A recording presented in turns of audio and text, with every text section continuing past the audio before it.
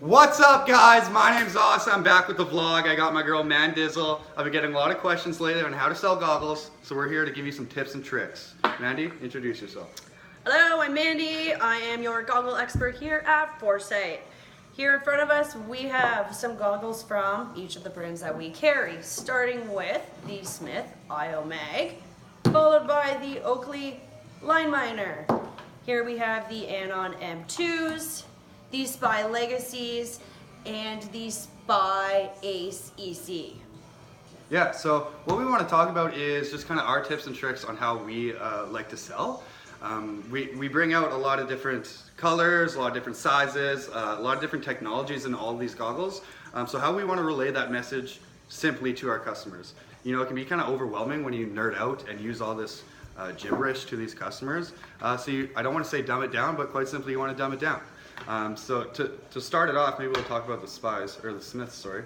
What do you guys say about those? Well, Smith here, we have the IO Mag, sort of similar to the Anon. Smith has now implemented into their interchangeable optics a magnetic option, making it a little bit easier and faster to change lenses. Smith also offers a chroma pop in their lenses, which is going to enhance and define in low lighted areas. Followed by Oakley, the Line Miner, we have Prism Lens. Again, really concentrating on enhancing and color contrast. So I want to talk about these ones specifically too, the M2s. This is what I actually ride with. I know Mandy rides with the WM1s, which is the female version. The reason I love showing these and selling them is because of the magnet lens. It's very easy to show the customer how it's interchangeable, and it's always that wow factor. You take it off the shelf, you do that, and they're just blown away. Immediately too, you're gonna get the, oh, if I fall, they're gonna pop right off. That's not the case. We make it look easy taking them on and off, but you have to twist the frame for that to come off. If this frame twists while it's on your face, you have way bigger issues to worry about other than this lens. So it's safe to say this lens is not gonna go anywhere. Of course, it does come with two lenses as well. So to bring that other lens out to show the customer, it comes in a nice case as well. Open it up.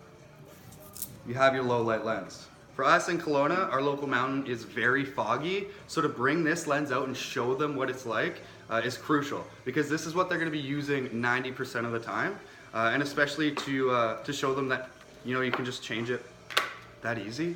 It's life-changing, honestly, for the guys that are up at the mountain. So I personally ride with my spare lens in my bib pants. That way, if the lighting conditions change during the day, I've got my lens firsthand.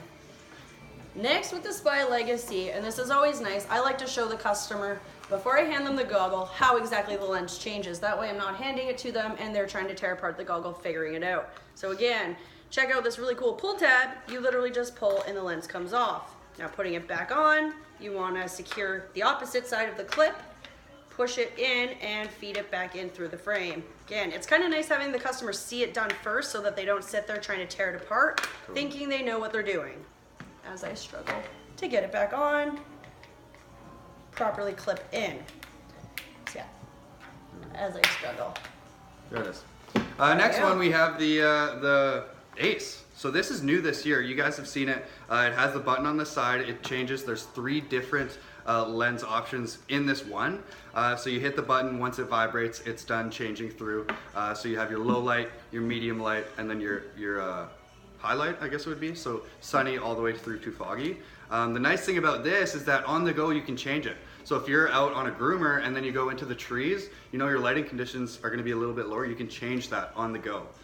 It's really beneficial, and then you don't actually have to have that lens with you in your jacket or in your pants, because you can run that risk of squishing it or anything like that.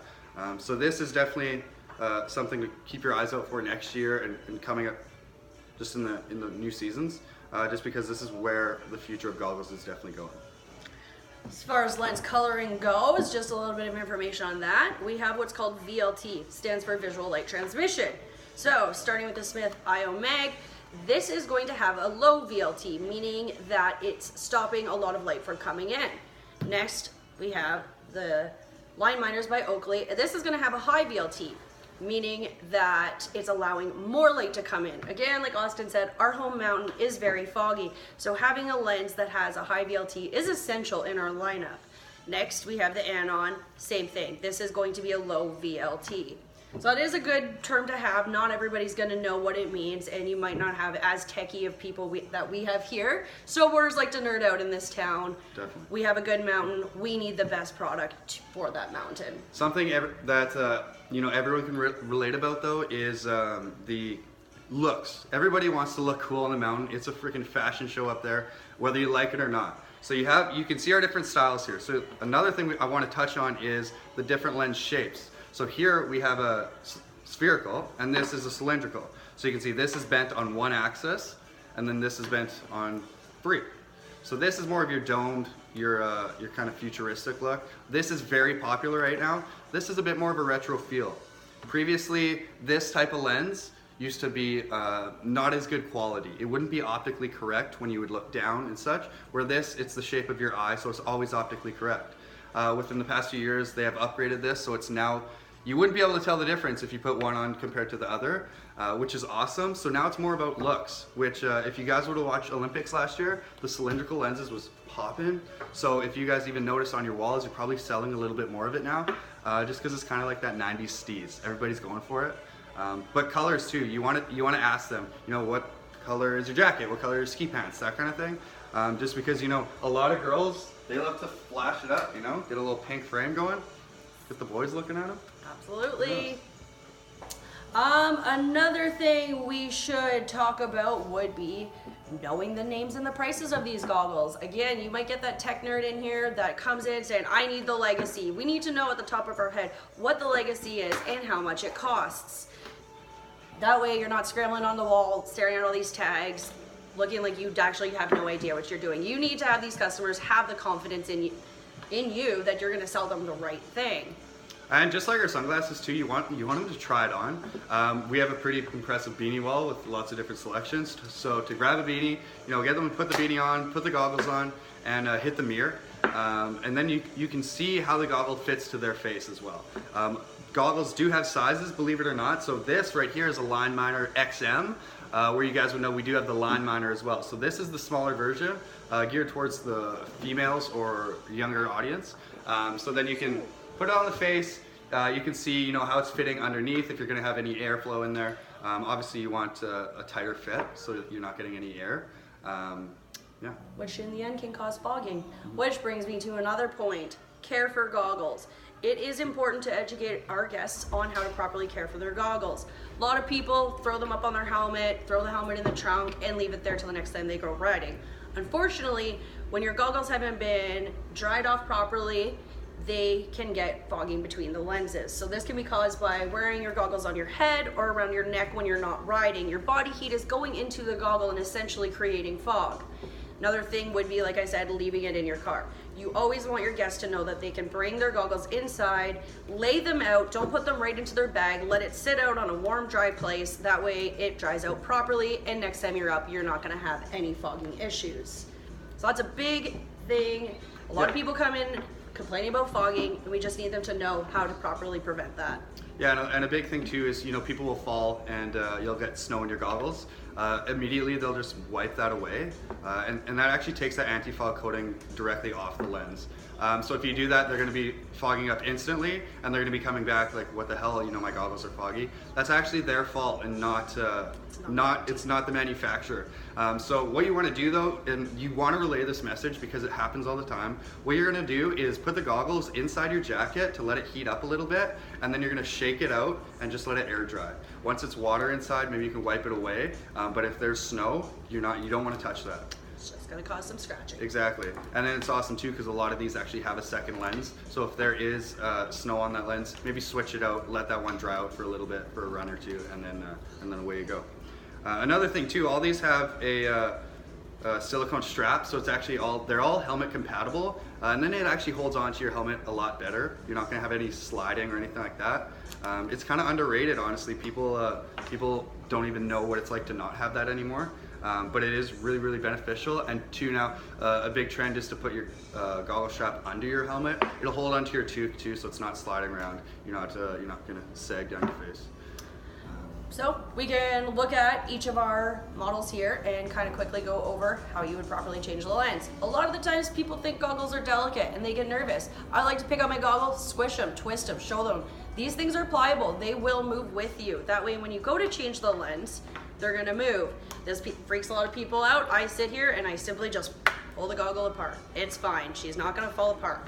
This guy has a protective coating right now. There's plastic there. Otherwise I would not be touching this with my fingers. You simply just pull the lens out of the frame and show them.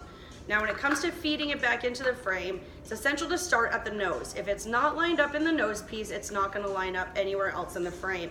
And again, if you don't have a perfect seal, you will be getting some fogging. So starting at the nose, you wanna line it up. Every brand has different clipping notches and different designs for that. Sometimes I like to tell people it is a little fussy at first. They're brand new, they haven't been changed, so it's okay if they're a little fussy. You just want to make sure you're getting it in the right spot so you are creating that perfect seal. Of course, something like the line miner, they're a bit stiffer, so it does take a little bit of work, but you just got to feed it in properly, and eventually you will have that lens back in the frame. Some people don't even know that goggle frames like this are able to have changeable lenses, so it's our job to really show them how to do it properly. Again, perfect seal.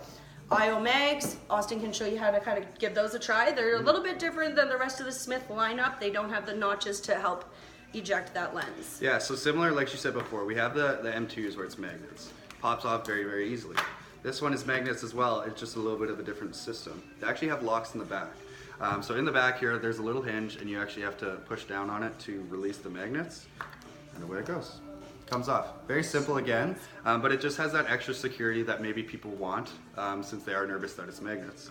So again with this, you can push the magnets on, but since that lock isn't open, they're not going to go directly on. So you have to open that up, feed it in, and it'll close. Lock her up.